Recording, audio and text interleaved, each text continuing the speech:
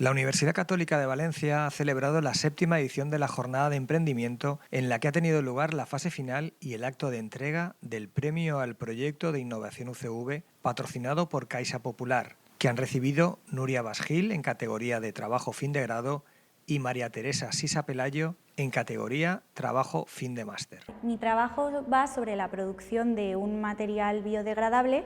a base de un polímero que se llama el ácido poliláctico, al que le he incorporado extracto de paja de arroz para poder sustituir el envasado de alimentos tradicional y además poder aumentar la vida útil de un producto alimentario. Uso el ácido poliláctico porque es un polímero biodegradable y pues ya sabemos la problemática que hay con los plásticos hoy en día,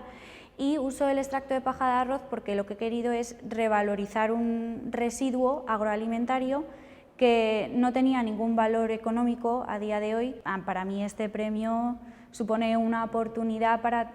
pues no sé, me abre muchas puertas de cara a encontrar trabajo, ¿no? Yo creo que las empresas valoran mucho un perfil que, aunque pueda no tener experiencia porque soy bastante joven, pues un perfil que tenga iniciativa, que sea creativo, y para mí yo sé que esto me va a abrir muchas puertas en el futuro. Mi trabajo pues iba dirigido para personas que han sufrido un ictus. En él se trabaja el sentido de la vida y además se trabajan con componentes cognitivo-conductuales que son la aceptación, expresión emocional, estrategias de afrontamiento y solución de problemas. La verdad supone mucho porque es un trabajo que ha sido inspirado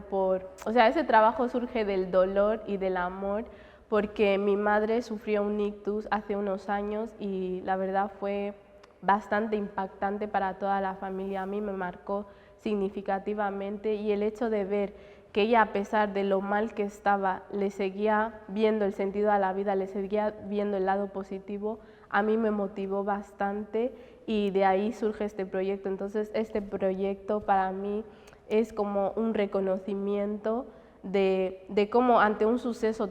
traumático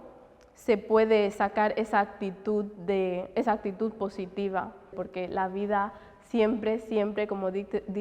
Viktor Frankl, tiene sentido, aun con sufrimiento, aun al borde de la muerte, siempre tiene sentido.